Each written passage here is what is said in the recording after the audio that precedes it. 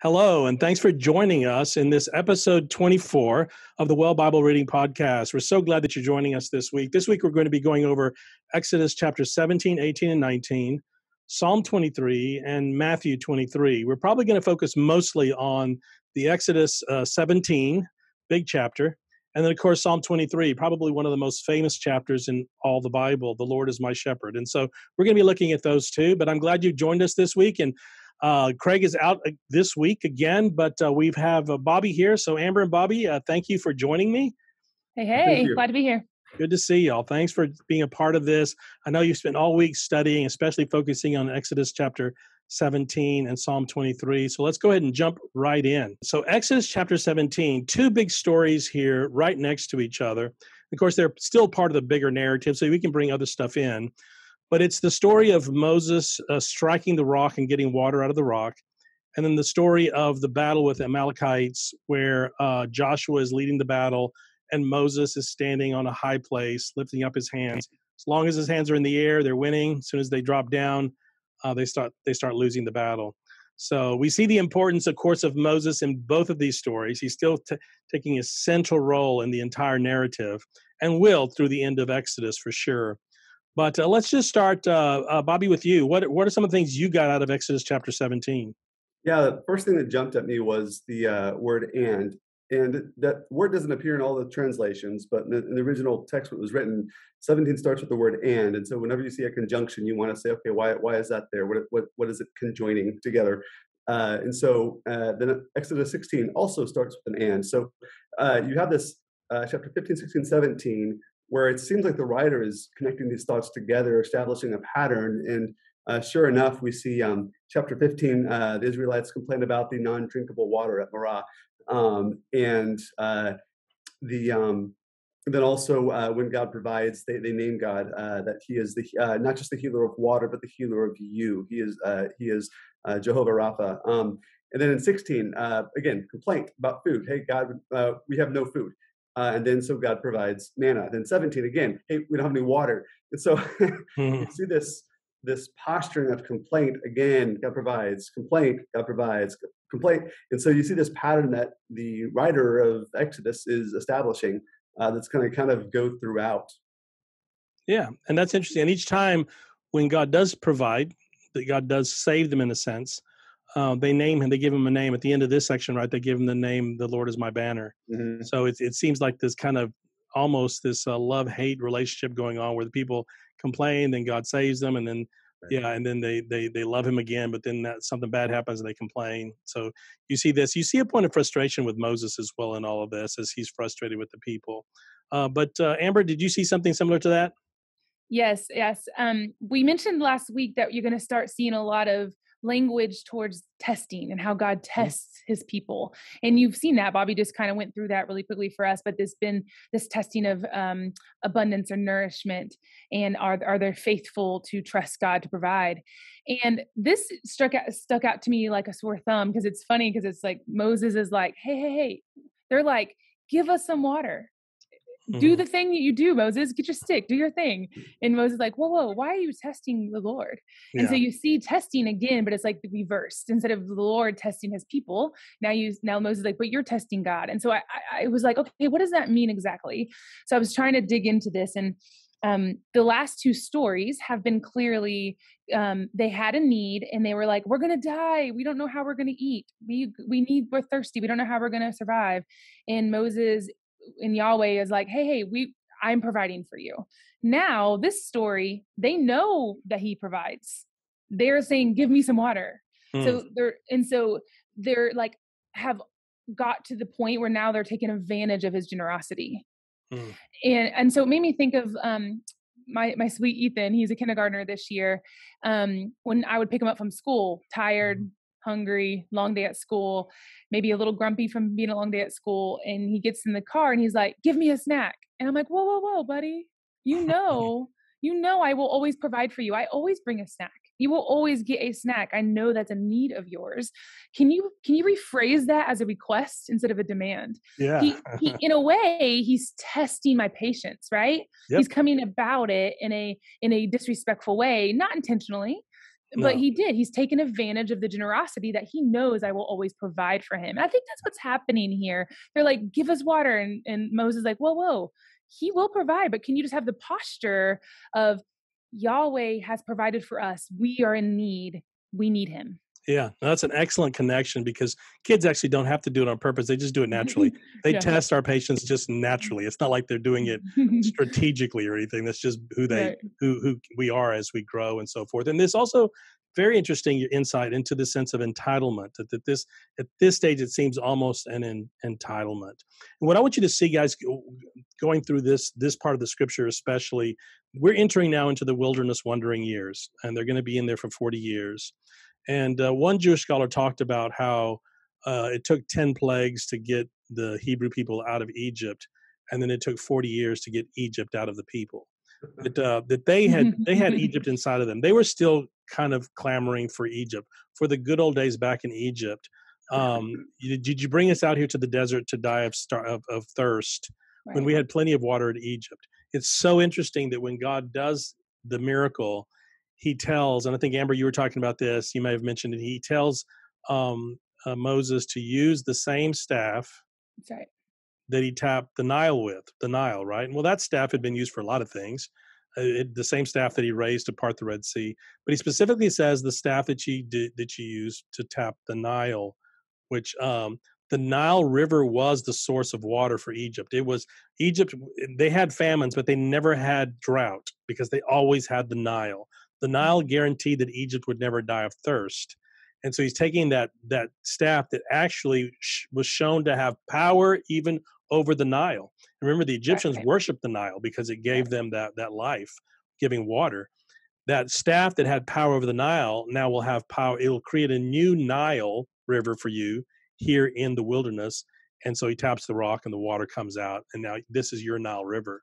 But in a sense, wherever you go, when you have the Lord, the Nile River follows you everywhere. You will never thirst again. Because what's happening really is that the people still have Egypt inside of them. They still have the Egyptian ways.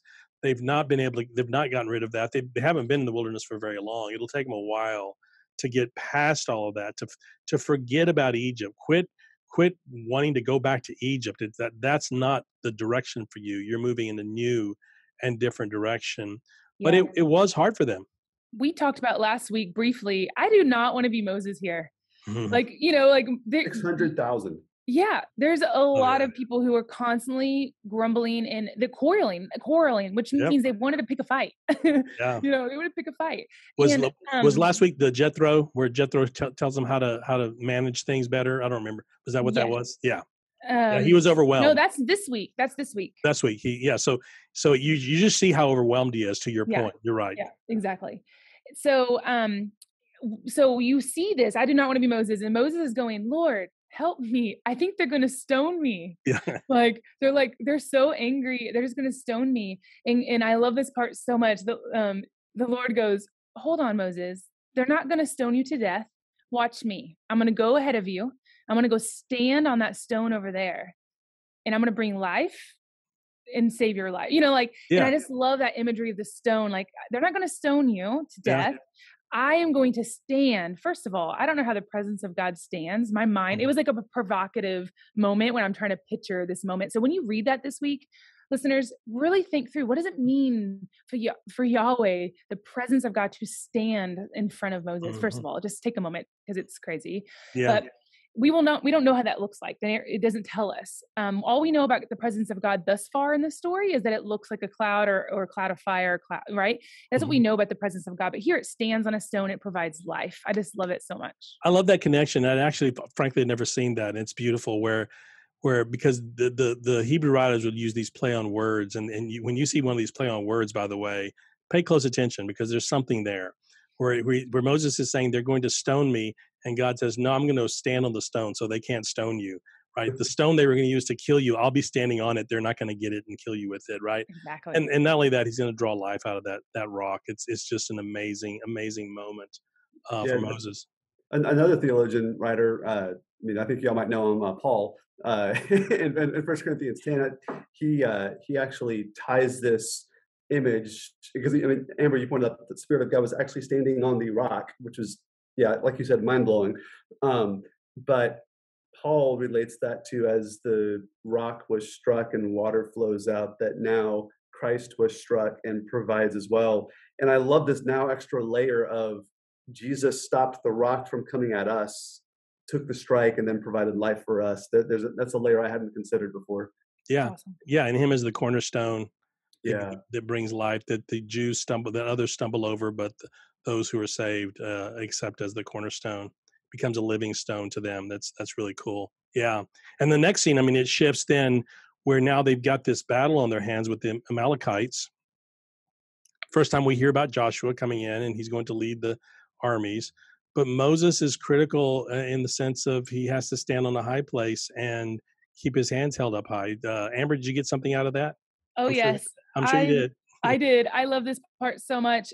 Since the beginning, since episode 1, y'all, I've mentioned that you're going to see over and over again these moments of testing on high places near a tree. The word tree is the word eitz. The staff that Moses is holding is an eitz. So this is just yet another moment of testing on a high place. It's a big moment. And I love, love, love two things. Number one, this whole time you almost see Moses as irrestoppable. He can't stop him. He has so much power. He's like God to Pharaoh. Pharaoh saw him like God because he had all this power, Yahweh's power through the staff and through his hand and through his words. Yeah. Here you see his humanness. He's weary. He cannot do it alone. He has to have help. And so you kind of see this humanness of Moses I have not seen before. And I also noticed that with his 2 people that came with him, they come from the line of a Levite, which is a priestly line, and a line of Judah, which is a kingly line. So I recognized that there was a priest and a king. I knew that had to be important. And so I was hoping, Ellis, you could help me figure out why that was so important. I knew it was. I just couldn't put my pieces together. Yeah. Yeah.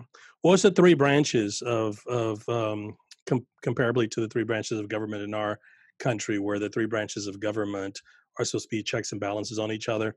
In antiquity, you had with the Hebrew people, they developed the same basic kind of system with 3 branches that were to hold each other accountable. One was as you mentioned, Amber, the priestly line, the royal line, which was the kingly line, and then the prophet. So you had priest, king, and prophet. It was super important to keep those separated because they balanced each other out. And so you have this image here of what's just the beginnings of this Hebrew nation. They're not even a nation yet. They're still these 12 tribes trying to figure it out, trying to get Egypt out of them first, and trying to figure out this God. One of the things you see here a lot is the people coming to Moses and not going straight to God. And it's because they really don't know this God yet. This is the God that Moses is telling them about. They had forgotten. They had become more Egyptian than Hebrew in 400 years of slavery, you can imagine. They had forgotten the God of Abraham, Isaac, and Jacob, their God. And Moses is reintroducing them to this God. So you have Moses is standing really in the prophetic role. You have Aaron in the priestly, as you mentioned, and you have her as the Judah, the royal line. And then Moses standing in the middle as the classic prophet. So yeah, it's priest, prophet, and king, and it's a beautiful picture of when you have these 3 and they're in perfect balance. They need each other. To your point, Amber, I think as well, and I think Bobby, you mentioned it as well, is that Pharaoh may have even seen Moses as a god that would be easy to do. It would also be easy for the Hebrew people to start looking at Moses as a god. Yeah. But remember, they had a lot of Egypt inside of them. And so it was important at this moment that not only we as readers see Moses, his humanity, that he has weakness, but it's important for the people also to see that it's also Aaron and her who are part of this and holding up, and Joshua on the battlefield. By the way, let's not forget him. He's the one that's in there fighting the battle. So it takes all of them, and of course we know that later Joshua is going to become a big player. He's going to become a big leader. But right now he's pretty young. Yeah, that's a great scene. I love it. There's kind of a pivot there between these 2 scenes, between the rock and the battle between with Amalek. And it's funny, the pivot, what positions the pivot is in verse 7. They named the place Masah and Meribah because they asked, "Is the Lord among us or not?" And then the pivot, yes, he is, because you see him in battle. So before this pivot, you have this there's two memories. There's a failure and there's a success, and the commemoration of the failure was they named that place Massa and Meribah, or testing and quarreling, Mm-hmm. with the actual words. Um, and then they commemorated their failure. Said, "Hey, we did this here." And sometimes it's important to remember that to grow from it. And I think in our own lives, Mm-hmm. journaling, writing stuff down, remembering things. But then also you have the success, which is at the end of the battle, you have the people saying, "Hey, the Lord is my banner, Jehovah Nissi," Mm-hmm. that He is a banner over us. You have Moses, on top, holding up this staff. God is literally a banner saying, "Hey, I am here." And so you had that question answered: "Is the Lord among us or not?" Like, yes, He is. That banner there. Yeah. But that's also commemorated. In fact, God says, "Hey, write this down." It's the first time you see God telling Moses, "Hey, write this in your journal." But it is apparent that Moses is journaling these things, and there's these commemorations to remember our failures, to grow from them, and our successes to be encouraged by them. Yeah. No, that's an excellent point. And one of the beauties of the Bible is that it really does show the failures as well as the successes, and they're just as important. We learn as much from the failures as the successes. If anyone had reason to want to forget that episode with the water and the rock, it would be Moses. Later, we learn it's the reason he can't go into the promised land is Right. because apparently he didn't give God credit when he struck the rock, and he kind of took the credit on himself and didn't give the honor and glory to God. So he loses this privilege of going into the promised land because of that particular incident. Yet it's commemorated. It's in the record. Moses can't erase it. As much as he might want to erase it, he can't erase it. Mm-hmm. That's a super big important deal, I think. And for us to learn as much from our failures as we do from our successes, they're both super important. That's good. That's good. Well, anything you guys want to talk about before we move on to Psalm 23? I have one more thing. Yeah, go for it. I love connecting this Exodus to the Genesis story as much as I can. I will continue Mhm. to do that. Yeah. Here you have it twice in this story with Amalek. You have it twice. One, most translations say when his arms were up, Israel prevailed, but it was really the word mighty, and it's the same word in the Noah story with the mighty waters. It's the same imagery of this mighty waters coming up into battle with his creation, with his people. And then also, which is really, really fascinating, same word to use. And then also a little bit later, right in the same section that Bobby, you mentioned about him writing in the book, it says, write this in your book and recite it to Joshua. I will utterly blot out the memory of Amalek. The blotting out is the same words used over and over again in the entire Noah story when he's going to blot out all life except for who's in the ark. And so you see here, he's going to blot them out. So it's just God's people are still riding this ark over and over again, and protecting them. And God is still saving them and setting them apart. I mean, it's really kind of a setting them apart from all those around them. They're entering into this kind of nomadic lifestyle that they'll be in for 40 years. They'll have other battles, but this is the first one. This is the first big one, and it's really kind of gives them a boost of confidence that they win this first battle that Joshua leads them, because these were tribal warfares. You have to understand they were nomadic peoples, and they would always kind of get in each other's way. And it was very common for these nomadic kind of tribal groups to have these little skirmishes, these war, we would call them war. They weren't wars in the modern sense, they were battles, and it was basically one battle. It was over. You either won or lost, and in this one they win. Big deal, big deal for them as they move forward into the wilderness wandering years, and we're going to keep following them as we go through our Well Bible Reading Journal. So let's move now then to Psalm 23, and Psalm 23, of course, one of the most famous chapters in the Bible. It's read at most every funeral I've ever been to. But honestly, these words have meant more to more people in difficult times than maybe any other words ever penned. Very famous, incredible. I just want to spend just a really quick moment kind of contextualizing the psalm, putting the psalm, understanding the psalm and where it's placed in the scripture is also important. And so you have Psalm 22, 23, and 24.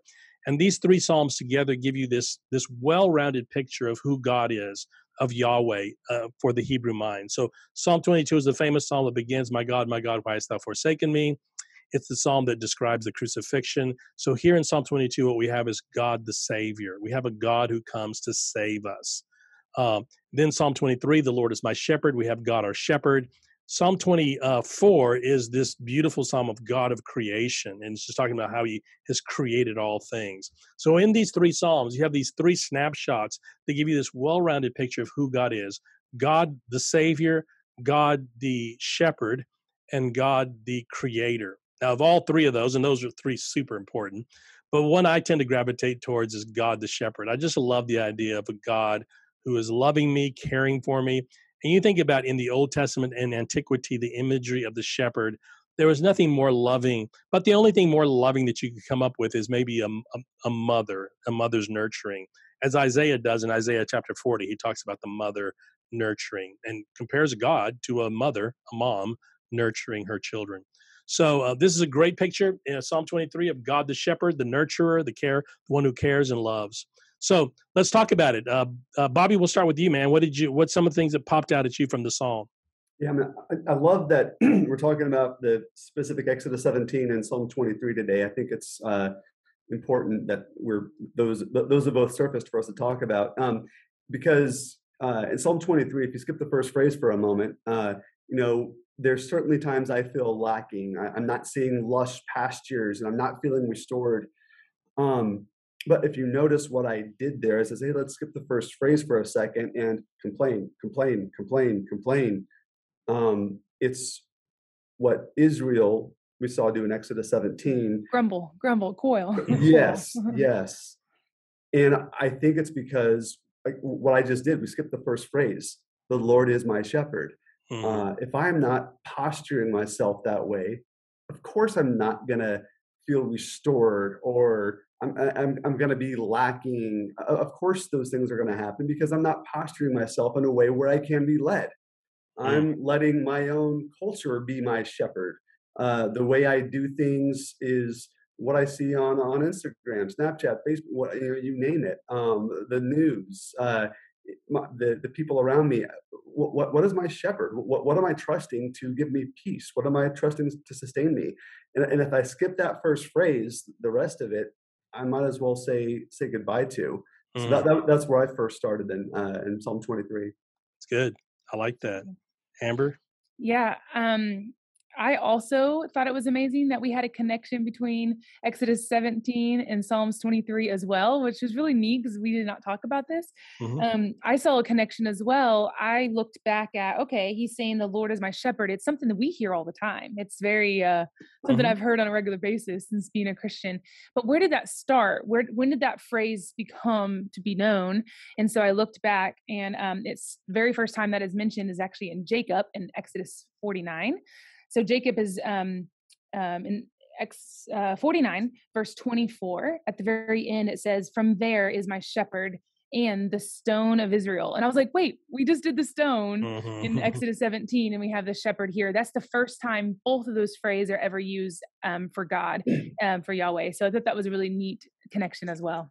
Yeah, I love that with the stone, shepherd and stone. And that's really the way Jesus is described in so many ways. Jesus called himself the good shepherd. And actually, shepherd was probably one of his most famous one of his most favorite images for himself, I think, was the idea of him being the good shepherd. And the good shepherd knows the sheep. The good shepherd calls the sheep by name. The sheep know the shepherd's voice, and they follow the shepherd's voice. They don't know the stranger's voice because the stranger doesn't care for them. They know the shepherd's voice. And so there is this idea, to Bobby, to your point, is that if you're not opening yourself up to that shepherding, if you're not willing to become a sheep, right, like a sheep, you're not going to know his voice, and of course you're not going to follow him. You're not going to go to green pastures if you have a black heart.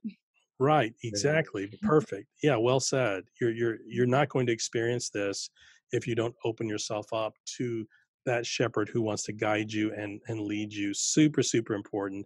And then the stone, that imagery of Jesus as the cornerstone and Jesus as the rock, and Jesus in his Sermon on the Mount, building your house on the rock. So that idea of that stone is just big. This kind of both the caring and the nurturing. You think about a stone, and a stone is kind of cold and hard, and but it's the foundation. So it's this thing that won't be moved. And then on top of that, you have the idea of a shepherd who is this heart and this caring for people.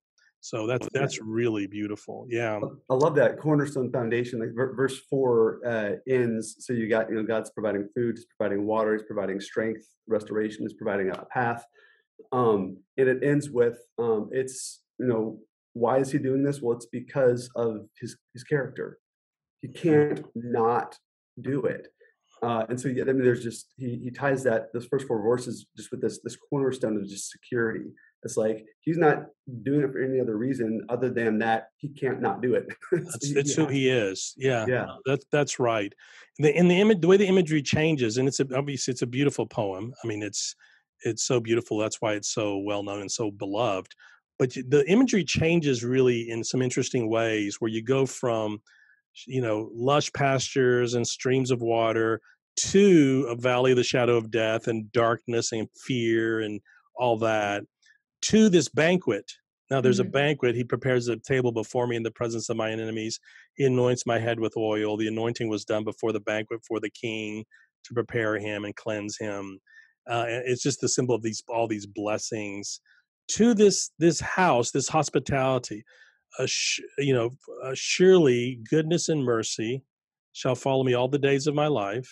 And Amber, I think you had something to say about that in the wording there in the imagery of following or pursuing. But you have this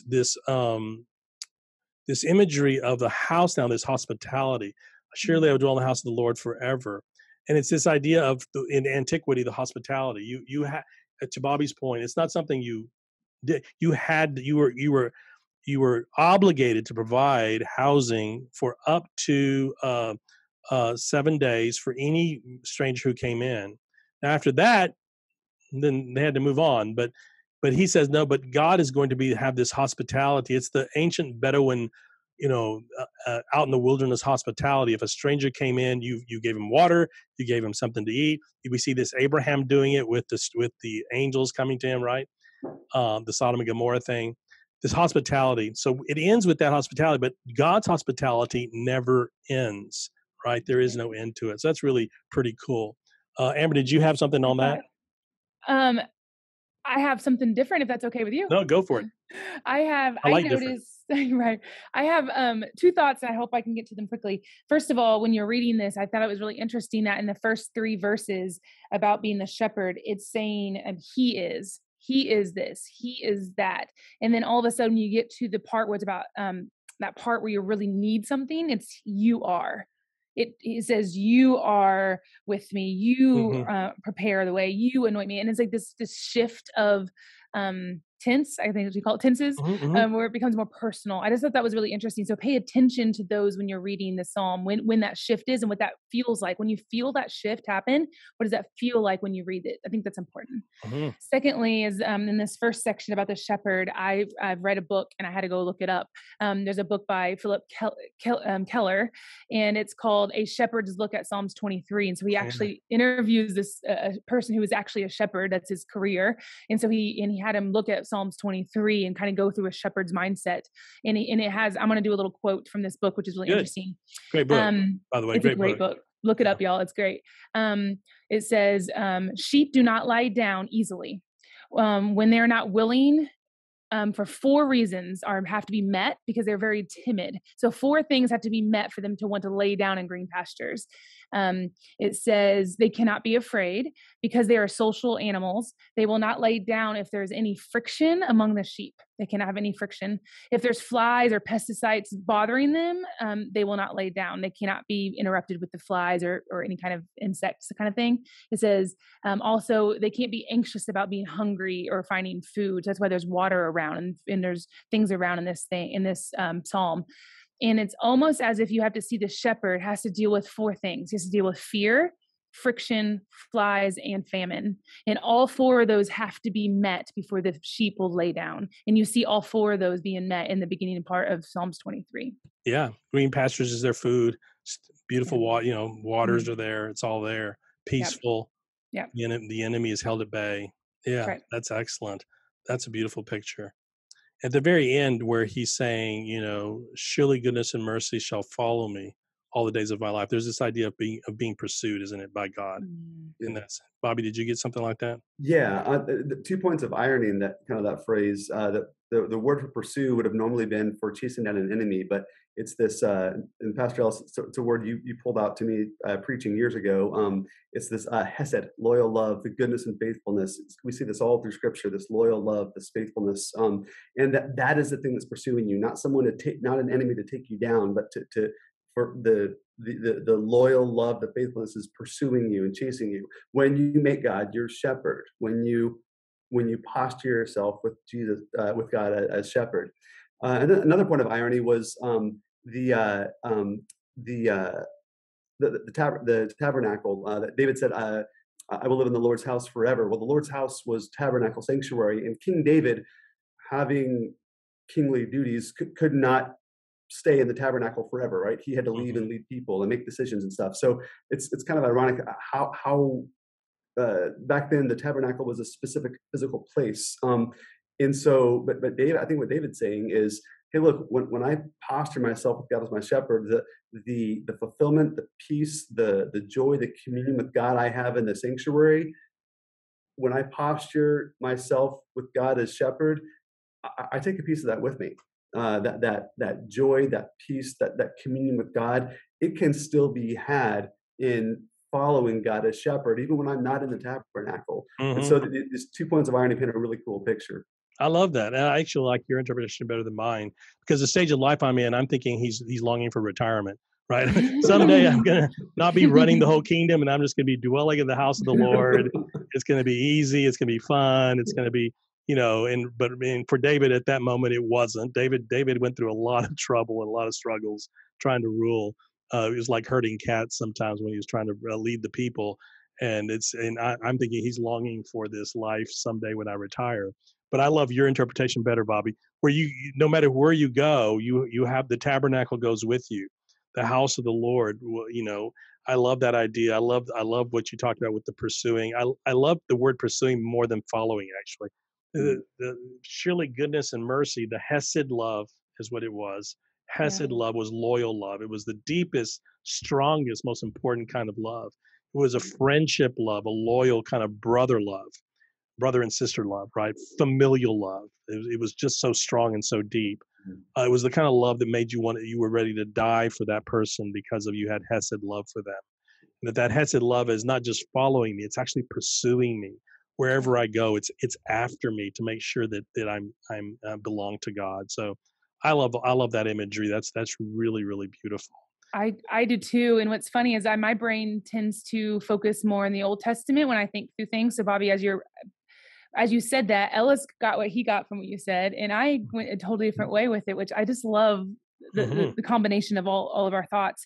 Is I think of God pursuing us because since the beginning, since the fall, his ultimate desire is for us to partner with him again and be at a place of paradise. And so when you said that, I immediately pictured almost paradise, less of a tabernacle, less of a home dwelling, more of a place of garden imagery, Eden imagery. So I was thinking Eden imagery almost even here. So I think it's beautiful we can have all three images. Yeah, absolutely. And they're all valid. They're all valid. Absolutely. He was painting this rich picture that kind of has a lot of different facets to it. That's right. And depending on where you are, that's the way you kind of approach it.